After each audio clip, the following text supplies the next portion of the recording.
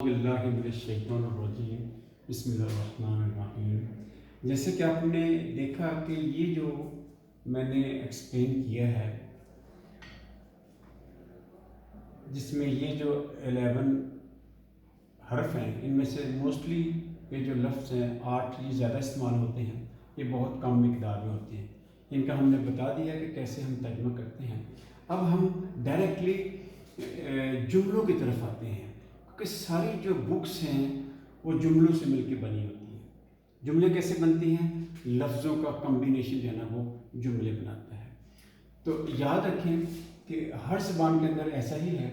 عربی کے اندر بھی جو جملہ ہوتا ہے نا، یا تو وہ اسمیہ ہوتا ہے، اس میں صرف اسم ہوتا ہے، اس میں ورب نہیں آتا، کوئی عمل، کوئی ایسا ایکشن ورب نہیں ہوتا۔ لیکن ایک جملہ ہے فعلیہ جس کے اندر ایکشن ہے۔ میں جملہ اس میں ایک مثال دیتا ہوں کہ یہ قلم ہے، اس میں ایکشن نہیں ہے۔ جملہ فعلیہ کیا ہے؟ وہ لکھتا ہے، وہ کھاتا ہے، وہ اسکول گیا، یہ جملہ فعلیہ ہے۔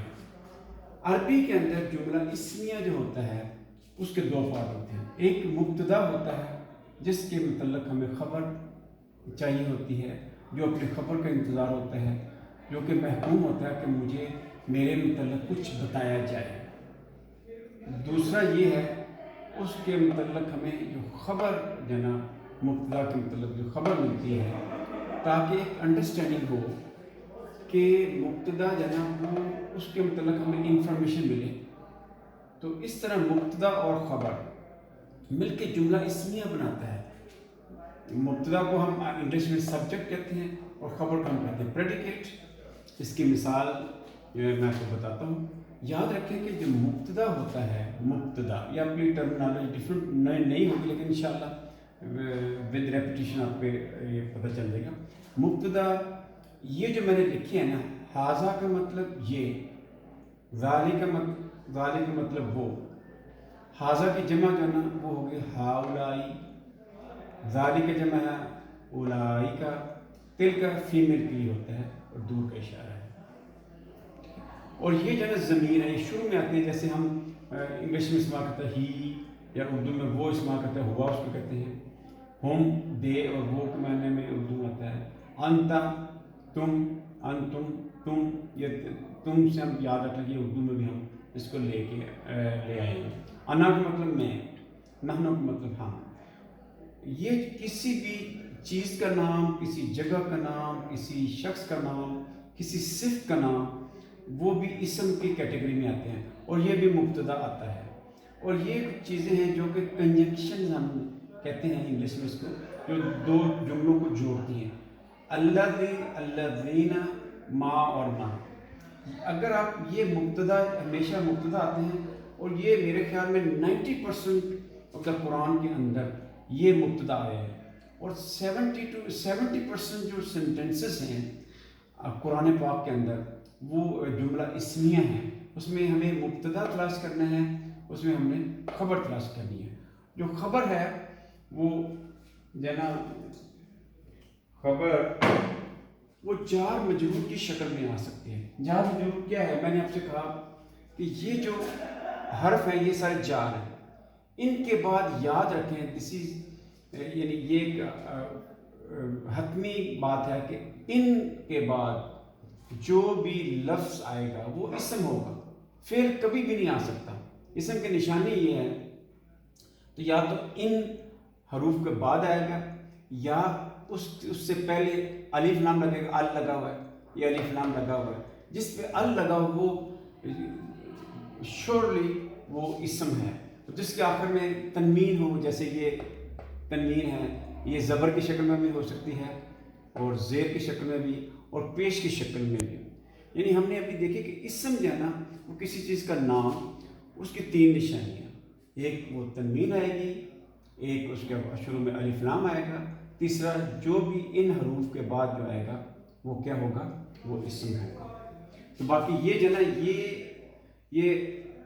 نا یہ ہیں، اس میں اشارہ کہتے ہیں اسم، لیکن اشارے کا کام کرتے ہیں کہ یہ کتاب ہے، وہ سورج ہے۔ اور یہ جو ہے نا یہ جو ہے نا ضمیر کی کیٹیگری میں آتے ہیں، اور اس کو انگلش میں پروناؤن کہتے ہیں۔ یہ کسی چیز کا نام، کتاب تنوین لگی ہوئی ہے یا ایک پیش لگے گی، ال لگے گا تو تنوین ختم ہو جائے گی۔ اگر یہ کتابن ہے، اگر میں ال لگاؤں گا تو یہ کیا ہو جائے گا، الکتابو۔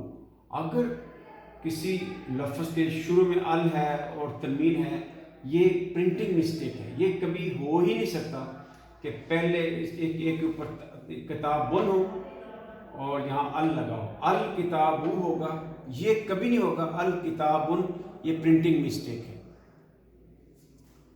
اب ہم آتے ہیں کہ یہ جملے جو ہے نا کیسے، مطلب یہ مبتدا ہے اور یہ خبر ہے، ہم جملہ کیسے بنائیں گے؟ اب دیکھیں اللہ تعالیٰ نے سب سے پہلے جو جملہ اسمیہ ہے نا اس سے شروع کیا قرآن پاک کو، یہ ہے الحمد للہ۔ اس میں آپ دیکھیں کہ الحمد یہ اسم ہے کیونکہ ال پہلے لگا ہوا ہے، اور یہ مبتدا ہے، یہ مبتدا ہے، اور خبر اس کے مطلب کیا ہے، سب تعریفیں، خبر کیا ہے، للہ، اللہ کے لیے۔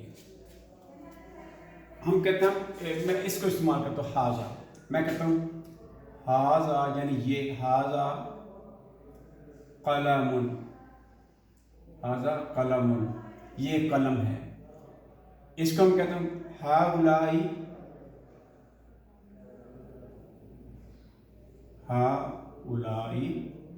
ہاؤلائی اقلام، یعنی قلم کی جمع کیا ہے، اقلام۔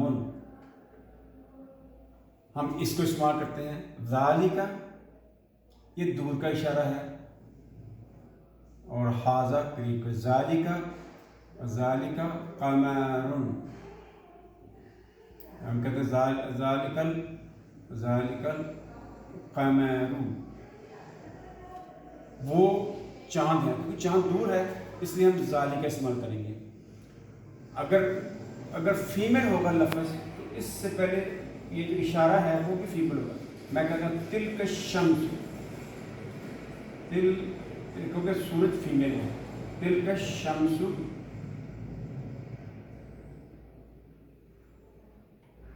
اب ہم دیکھتے ہیں کہ اولائکا، ہم نے حاضہ دیکھ اولائکا، اب اولائکا دیکھیں، اولائکا یہ دور کا اشارہ ہے، ہم کہتے ہیں اولائکا مومنون، مسلمون، وہ مسلمان ہیں اگر وہ دور ہے۔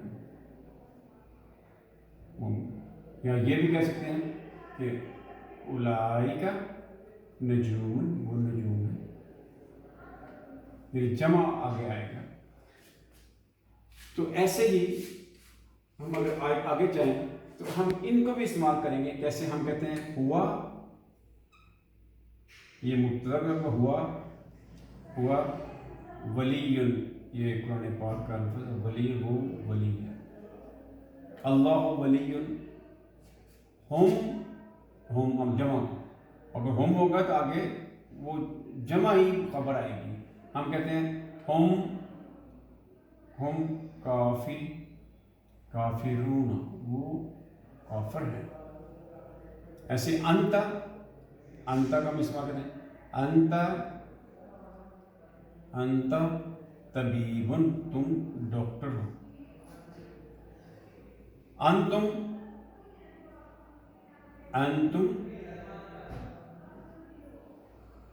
انتم طبیبون، تم سب ڈاکٹر ہو، طبیبون۔ ایسے انا معلم، میں ٹیچر ہوں۔ انا کیا چیز ہے؟ مبتدا ہے، معلم کیا چیز ہے؟ یہ خبر ہے۔ ایسے ہی نحنو مومنون، ہم مومنون ہیں۔ تو ہم یہ قرآن پاک کے اندر سارا ہے۔ اب ہم دیکھتے ہیں کوئی بھی اسم نام ہوگا تو یہ بھی مبتدا آ سکتا ہے۔ کیسے؟ ہم کہتے ہیں زید